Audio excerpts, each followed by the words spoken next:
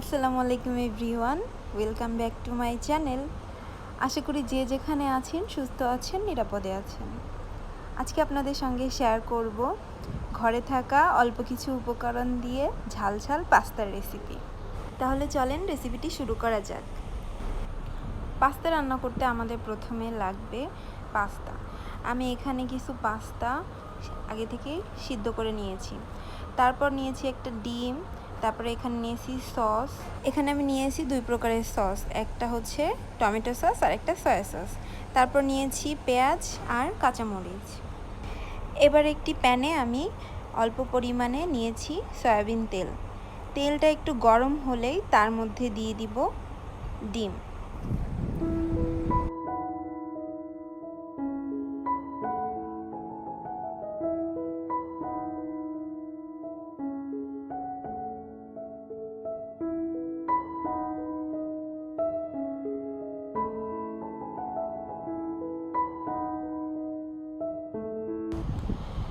ডিমটা ভাজা হলে এটাকে তুলে রাখবো।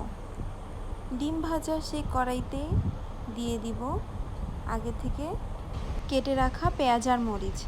পেঁয়াজ মরিচটা ভালো করে ভেজে নিয়ে এর মধ্যে দিয়ে দিব সস। তারপর ভালো করে নেড়েচেড়ে নিব। সসের পানিটা কিছুটা টেনে আসলে এর মধ্যে দিয়ে দিব আগে থেকে গ্রেট করে রাখা চিজ। চিজটা অপশনাল ইউজ করতে পারেন, থাকলে দিতে পারেন, না থাকলে অ্যাভয়েড করতে পারেন। এরপর চিজ দেওয়ার পরে সস আর চিজ ভালো করে মিশিয়ে নিব।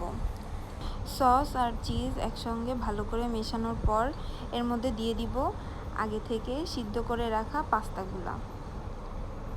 তারপর সব কিছু একসঙ্গে ভালো করে মিশিয়ে নিব।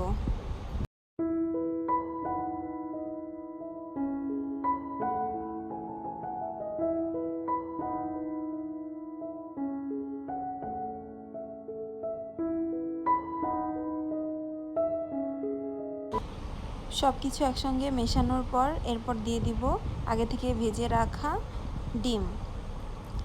তারপর সব কিছু আবারও ভালো করে নেড়েচেড়ে নিব।